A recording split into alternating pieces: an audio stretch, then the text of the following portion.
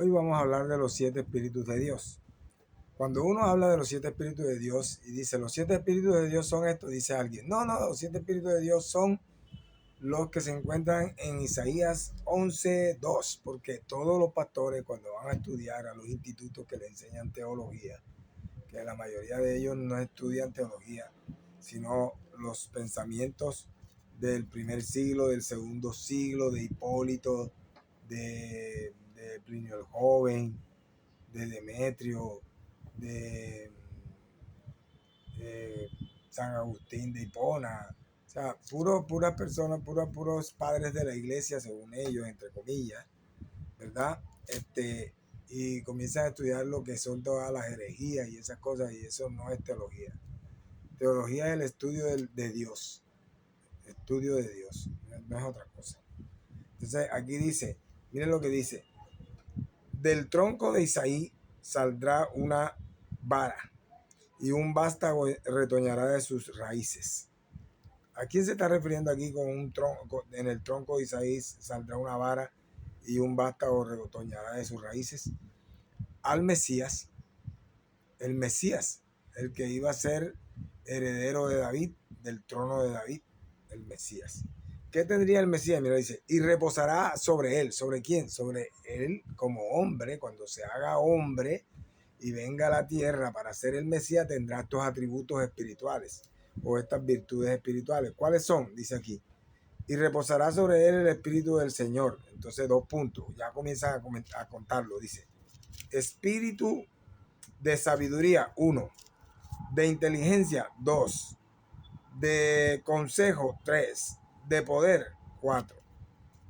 De conocimiento, 5. Y de temor a Dios o de reverencia al Señor. Aquí dice reverencia al Señor, pero en otras versiones dice de temor al Señor, 6. Son 6 espíritus que aparecen aquí. Y en realidad no son 6 espíritus, no 6 atributos, sino que los cambian como la palabra hálito usada ahí, la ponen como espíritu. Y no son espíritus de Ruach, porque el Ruach es un espíritu independiente. Es un espíritu que no depende de Dios ni que está en alguien, no. Ese espíritu es un espíritu, como un ángel que es un espíritu, como Dios que es un espíritu, así de sencillo. Entonces, al decir ahí que espíritu de sabiduría, al decir ahí espíritu de inteligencia que reposan sobre el Mesías, se están refiriendo a los atributos espirituales del Mesías. No se están refiriendo a los 7 espíritus de Dios, primero porque no son 7 sino 6 nada más los que están aquí. Entonces, descartado totalmente de que esos sean los 7 espíritus de Dios. El que diga eso no sabe cuáles son los 7 espíritus de Dios. Ahora vamos a ver qué dice la Biblia. Ahora sí, la Biblia, quiénes son los 7 espíritus de Dios. Vamos a ver qué dice la Biblia. En Apocalipsis, busquemos todo. En Apocalipsis,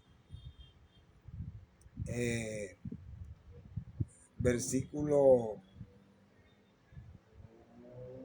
Apocalipsis, capítulo 1, versículo 4. Vamos a ver primero, y aparece 4 veces, pero vamos a ver cuáles son. Apocalipsis,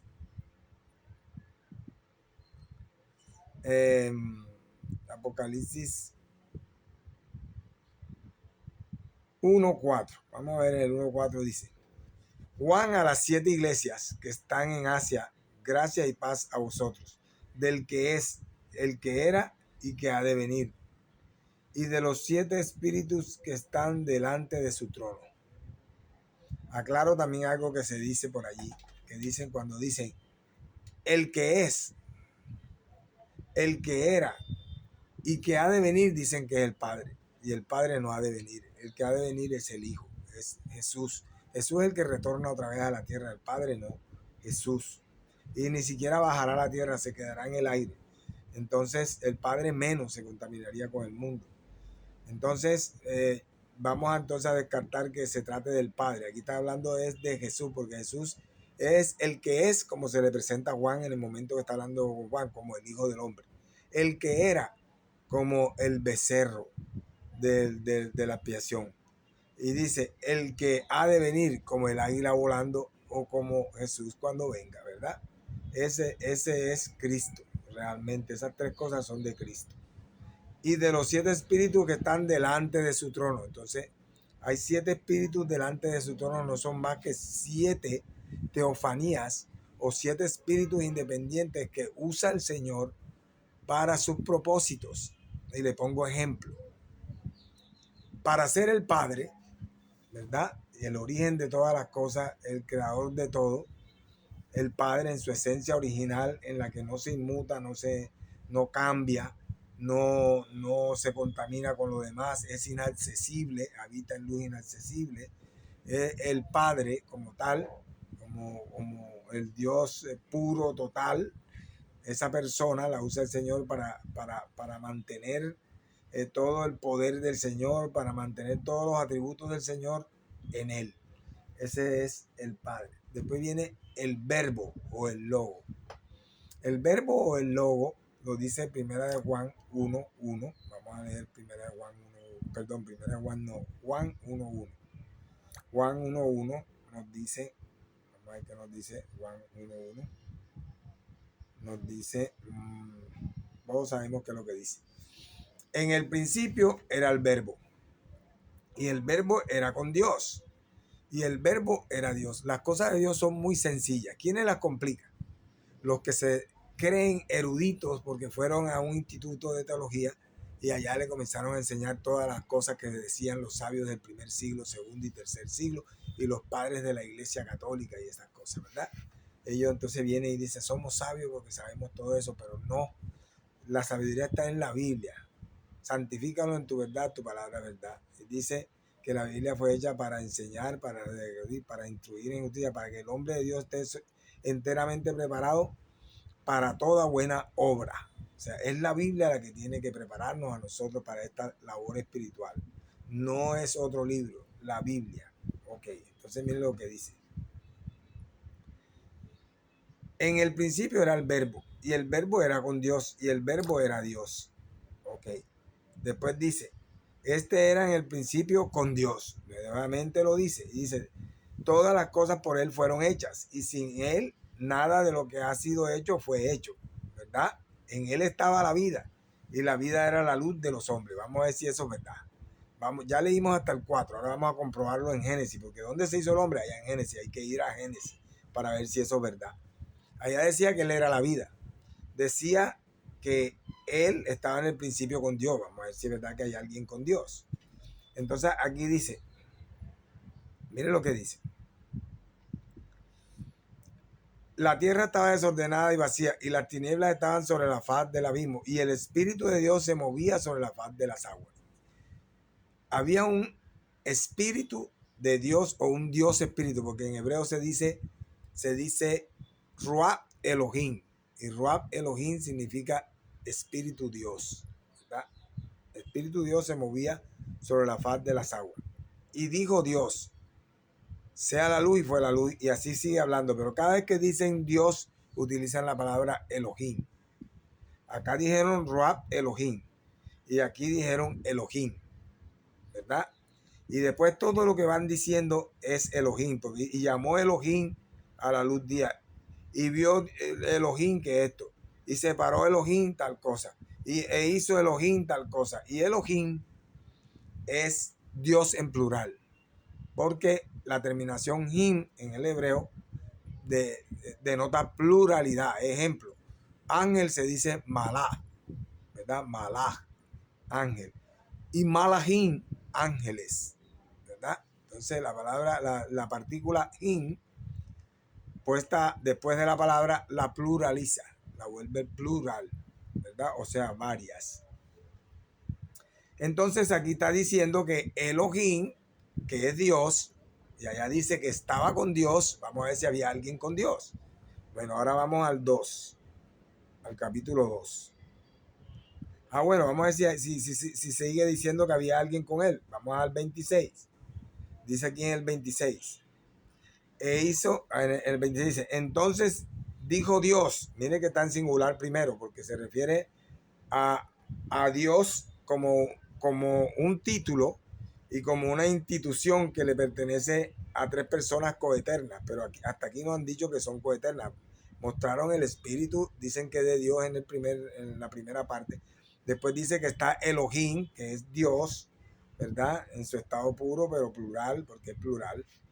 Y después dicen, hagamos, quiere decir que no estaba Dios solo, como dicen los unicitarios, sino que era Dios estaba conformado o tenía ese título para varias personas que conformaban una compañía.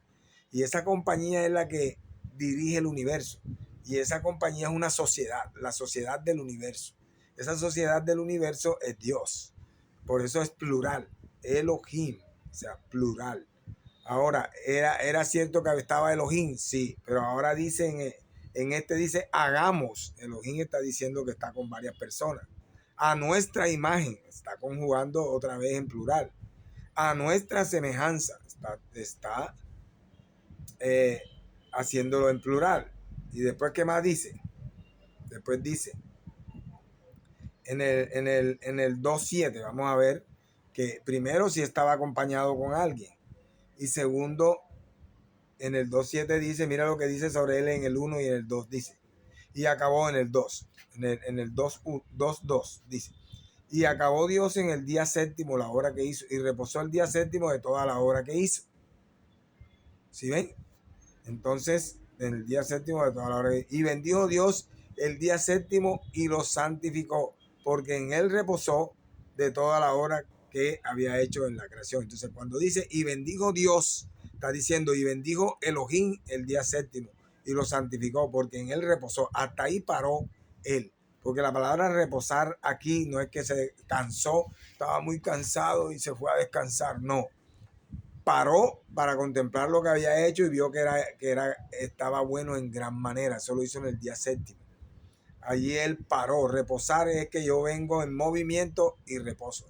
En la dinámica hay dos cosas, el movimiento y el reposo. Los cuerpos en movimiento y los cuerpos en reposo.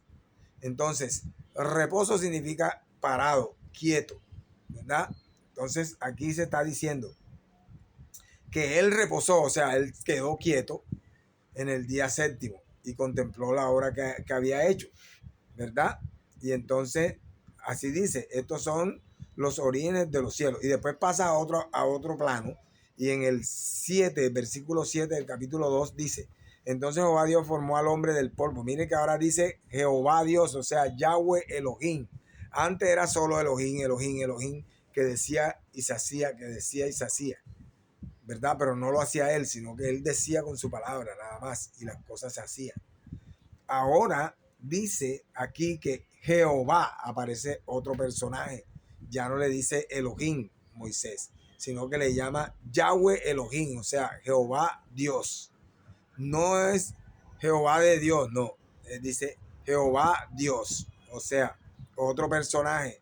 Ese personaje que le llaman Jehová es el verbo que estaba con Dios y era Dios y que él era quien ejecutaba las cosas. Dice allá, sin él nada de lo que se había hecho se hubiera hecho, porque él estaba con Dios y él era quien lo hacía, ¿verdad? Entonces, aquí dice, entonces Jehová Dios, o sea, Yahweh Elohim, formó al hombre del polvo de la tierra y sopló en su nariz aliento de vida. Allá decía que en él estaba la vida y que él era el que daba la vida. Entonces, aquí la está dando, mira, aquí dice, y sopló en su nariz aliento de vida y fue el hombre un ser viviente, o sea, él le dio vida a ese ser inerte que estaba hecho del polvo de la tierra. Entonces no hay duda de que Jehová Dios, que es diferente a Elohim, porque Elohim está reposando, reposó, ya no hizo nada más, se quedó quieto.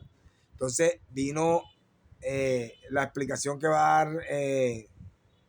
Primero Moisés dice que se decía y se hacía, decía, solo decía lo que se iba a hacer. Decía lo que se iba a hacer, ¿quién lo decía? Elohim, que se iba a hacer. Pero cuando se iba a hacer de verdad, que se iba a tocar la materia, que ya la materia estaba allí, pero la iban a reformar, a transformar, entonces dice formó, dice.